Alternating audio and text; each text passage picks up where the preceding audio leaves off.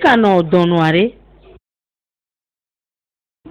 Sumela ni mala fi hafi me fuju ba gbo we.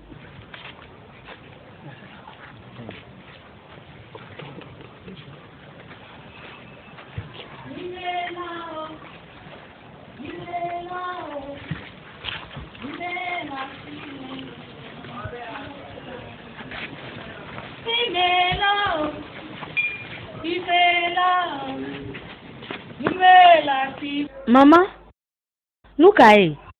Aleko vemero. Belianye. Evu ogbobele le kukue. Nuke vajo. Eye malo. Mele ekpombe na Yesu du jinama. Mele fukpem le dolele si asime. Etepe jiji. Yikenye menyabe Bible nya late wenamu. Wo egbea. Ma uchuepe nkunu fiam. Bena meisi ke hoejisia. Ma dunpe kwa gbero. Hey! Mama. Azwa mele la meseme. Ave de chubivie ne. Nyento mele kpom. Ewo nukunu mama. Nukunu ntonto nye ya. Mama nye. Nukai. Mama. Bebe nukejo. Mama. Elula krodu nye fifele elu. Fufo nye trokbo. Fofo. Trokbo. Mama. Bebe fofo nye. Yino nyo vuwa. Trokbo ba kope ya me. Yo le hungande boba. Hey mama. Otone edula makpo. Obele le dojo. Mama bamijo. Onto la makpo la. Gake ba note. Velianye. Ujule jijo ponto. Makpelo ma wakpo vinye gbonya tefeme. Ma trova bakpolu. Ngbabijo.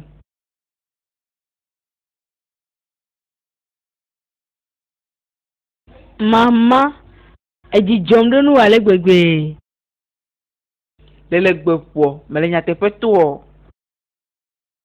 Nemela la padamolo. Mama, le pofo gan jidea.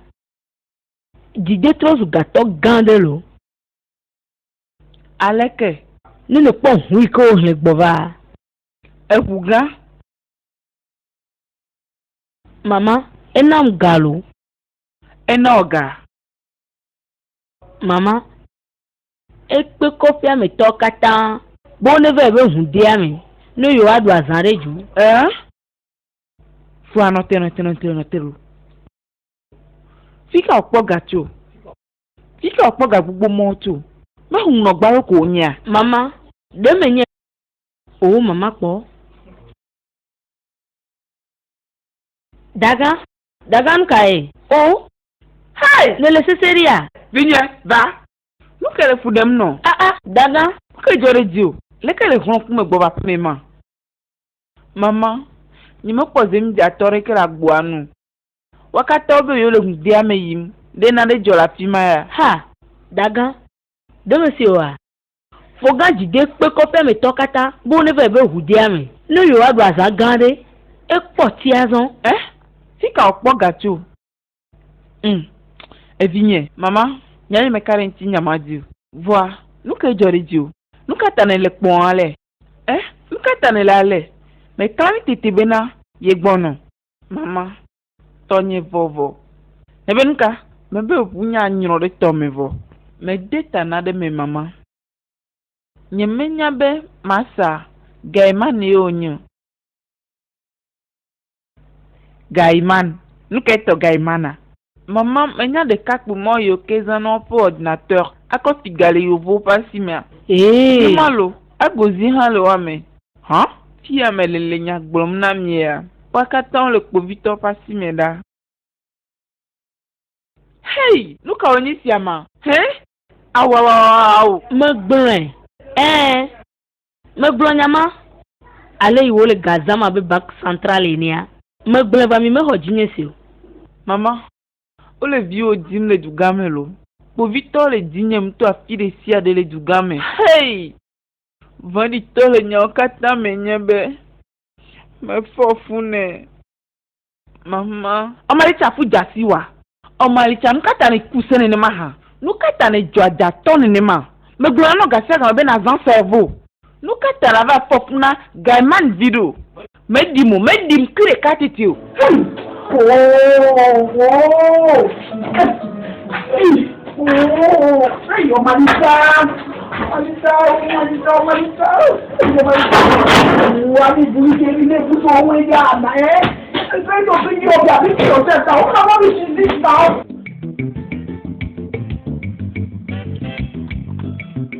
Mi yom bena Swaga baby togbi open ku. Swaga baby togbi open ku. Mi ga gbleke Swaga baby togbi open ku. Maga trose ke Swaga baby togbi open ku. Malom nya fe nya gboju konyo. Swaga baby togbi open ku. Iyo chu eyiram gba plega. Ega home gbogbo iko yiram gba kudua ye be show o mo le ga kudo mi. I love you my son. Yanye. Ta mo cha chambe manna nya ha Evinye nyema. mi yom bena Swaga baby togbi open ku. Swaga baby togbi open ku. Swaga baby togbi open ku. Swaga baby togbi open ku. Hey. You see Donald Trump. Hey. Eba we koba. Nkuri. Music, please. Music. Oh yeah, Baloge, my son. Oh God, Baloge. Hey, oh baby, don't touch the dollar. I love the dollar. Good.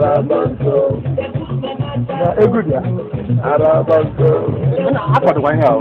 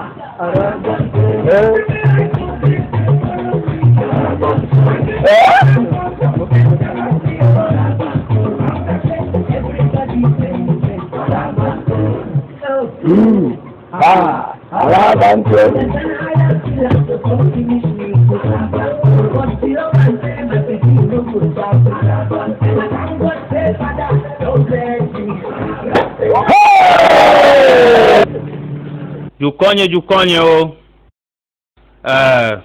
Mama. Manya dakam melovoa. Hodnyese. Nye pakwa ya dudu. Le togbo ben komi. Mama yini na ve jifese gare. Ena va glonam. Ma haya no. Ena di business gomen. Enye ma va jifese.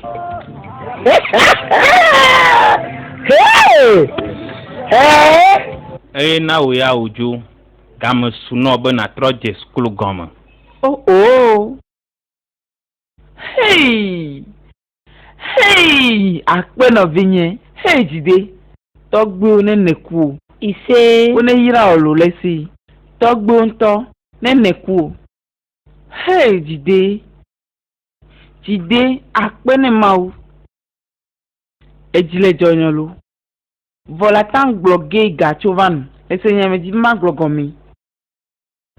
Gile kpoga wancho. Simple. Agozie gba pe hlan ofium dore iko yo na be yahoo. Azo nyame treso yahoo men. Yahoo men. Foga ke yahoo men e. Jide. Me kare ji nu ya matojo apena mi o. Ngba nglo bebe, o le gbogbo be na. Ga ma no be don wa.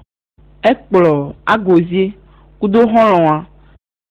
Ba de ga pamolo. Nde kan kumelo, afan gbalejo ne mi olo. Mama me se me kuba ti so gaelo. Nu ime nyanyi bo wati wale nyi hafa. Taya me ga tijo. Wa se vina ga ime kwa. Hey! Chai, ki ono bo be nyale mi. Me gbele no wi. Hey, ma u deka. Yo vo be nu won blannu. Obe nu won blannu to. Mama, me ga kunzizi na yovo de ko. Me ga kunzizi na o. Quand toi effiant mi doma. Elle a beau fiant fugnato gio. Ye dio no teregbe al gapon. Ne mi fiwa me point de ko tan ga kunzino kro. Yahoo me. I will jide. Yahoo me. Yahoo me. Mama menye Yahoo me no blono. Yahoo me o blona. Me de kuku no check hono wa. E poto nyi hono o. Mi ga po me mo gbo. No no afima no wadwa ya. Ka me ola srontuma. Foga. Me ga ponu yo wo do da gbo. Me ga hareta na trota me susu. Yi na ve po iwechu. No wa dele ga pa mi. Nu iwo wo do da gbo wa.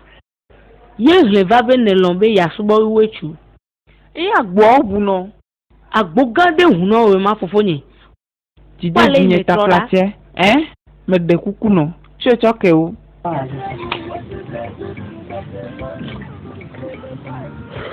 Lui il attend non konyokun. Choke o. Yahoo men. Choke o. Yahoo man. Yahoo. Yahoo man. Is Yahoo, not Yahoo. Mi adome toketo. Agozio. Enye amegan. Tami keni ona mi ame bosso. Nareko amegan. Officier. Me ke chume mi adem de la fille, chum la fille bubwe. Consider de wenye si ame la fille. Nyonwe menye, o chum la fille de kakunchu o menyo. Dela ke myonwa. Ma pwede kame mi akata mi mlona. Do tom. Mi ame ni akata la fille noge. Do du. Chona gaime. Mi wan ket vo. Ne kwa officier. Senare gome. Demi matima pompo aben chukulin chuenia. Nare kimele la te wa chukpere miantia. Wami gachijo gayale miasi esemia. Ne benuka. Mi de gaye mi ame konti ajikike. Do tom. Enya ele tajina mia. Mi adome toare keme la fia la te kpere miantio. Povito. Bonu nyama masin. Dasi nyama kaba. Bokukwa maglono game nyanglomi la fia lo. Masin. Agozie. Ni mwenye tame ikiri wana mwenye puto. Wae wachachambe ya adasili nchio. Bamijo.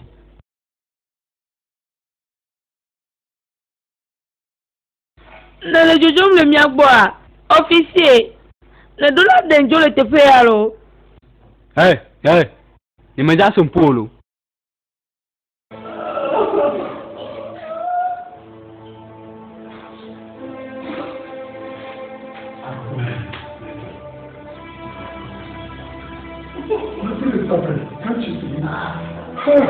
Etikonam. Petinho. Nem nye vab ma fiem ya le kozi na ngoti me na ordinateur. Nem ye ham ya to galelea. Nye matenwion. Nyanu itaya. Iwe chu. La blood to mena nenyi be me fiami. Afiga l'internet dia. E do badade yo nya. Wane ma chok pere mi anti mi atola ya dudumea. Mi ni mi di business a dodu ya de. Ne mi atroba mana mi million de ka. Akpe, togbo kwenku. Ewe kudame mveve. Ya kame mnyenye ni globe swaga baby togbo kwenku. Swaga baby togbo kwenku.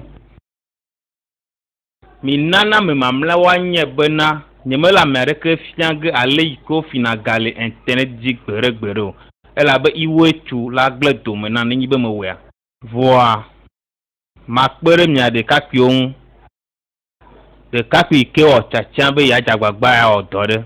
Mi seme ila oreji. Akpe no swaga baby togbo kwenku.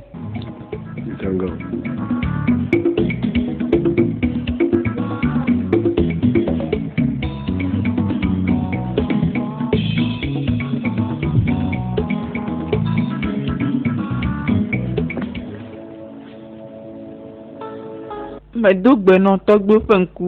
Ao. Corriger phrase ma. Swaga baby tɔgbiwo ƒe ŋku. Enyo.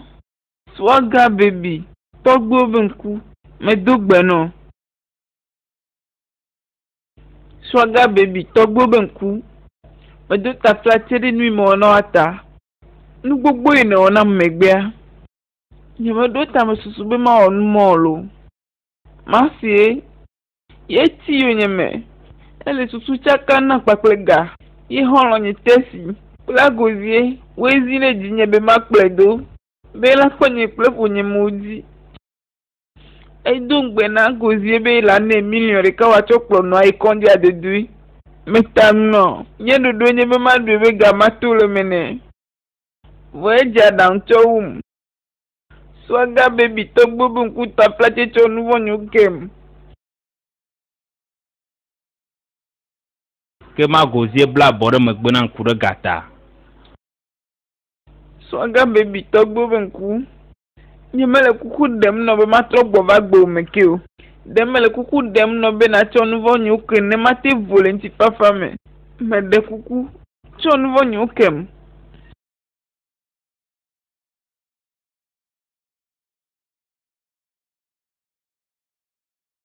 Wa me gatsi dzo. Me tsɔ nu vɔ wo tsɔ ke o. Hey, akpenɔ kaka swaga baby tɔgbe be ŋku.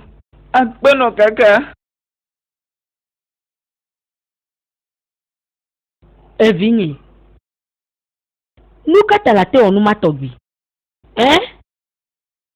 Nu kata la te ma wɔ nu ma kple xɔlɔ o. Yi ke mie le abe tɔvi ene. Ku ɖe gata o. Mama. Mo nu si okata ku ɖe ta o. Foganu ine wa mele teƒe o. Mele teƒe o. Le didi kpɔtɔtɔ. Nu kata la te za gbe ma tɔgbi. Ne gblɔ na wo malitsa be ne gbe nu le gbɔ. Azɔ yi na ve kpe ƒe agbe ɖa. Yi na kpɔ ale yi ke wòɖɔ ku ga ɖa.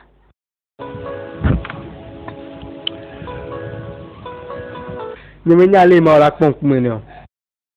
Me do taflatse mama. Me do taflatse. Jide. Me ɖe kuku nɔ. Ma di be na tsɔ ke agozie. Mi le kuku ɖe o nɔ. Nu sẽyi ne le menyea me ɖe mɔ na be ma tsɔ ke agozie o. Ye koe ma.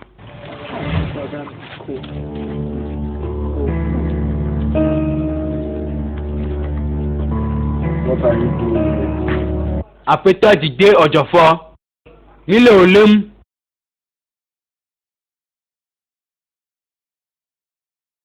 Me kpɔe be mi me ɖo na bubu na gbɔngbɔmedɔwɔlawo. Anego anebu. Officier, mi mia ile. Mi le o lem. Oya, 2 ans. 2 ans. Amegã. Ame ame le bouger o lo. Mettez le bouger o. Le dit la tritomi alo. Officier, il n'avait pas de ntimi à koko va mijo.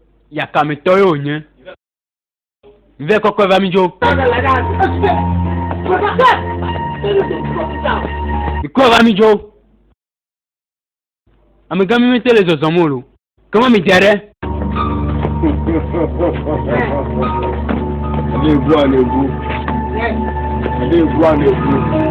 Mi di diare, mi mettez le di diare lo.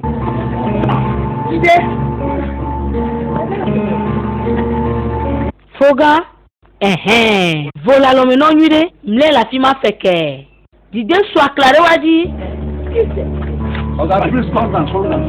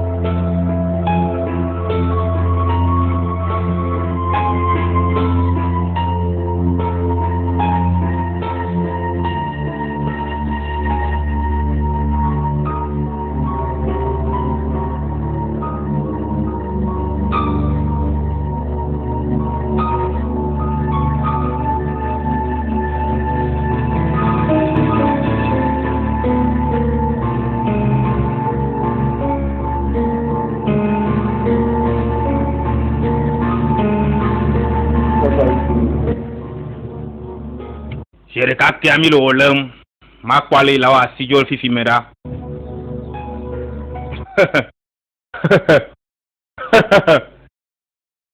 Anebu. Yo nyebe me kunzi na mi apagbe ni choma ike mi va. Ena mi mon popo be nyaga va nye hunde me ke. Abo me di fo di go la wo. Trust me. All of you.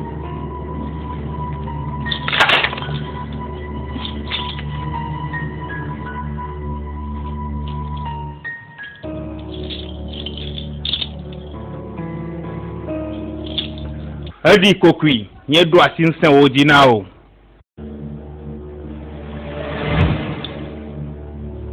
Yata, ne do la no do duisi zime. Ne me nyo a nya de share la gon le fia, nya twere nwo le hron. Anyo bon tona de son vai. Ne me nyo a mia zan sereji o. Officier.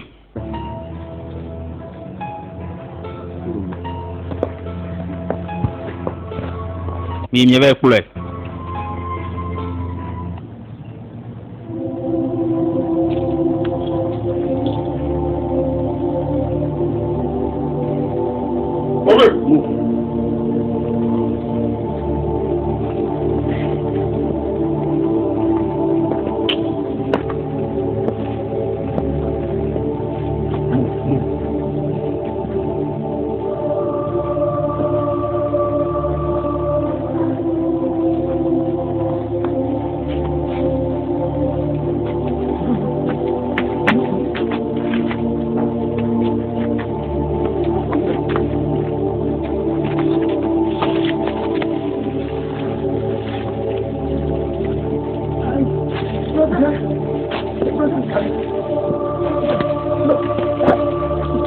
Move.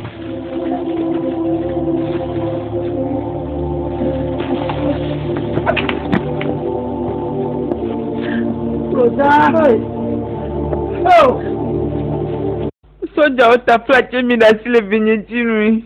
Oh.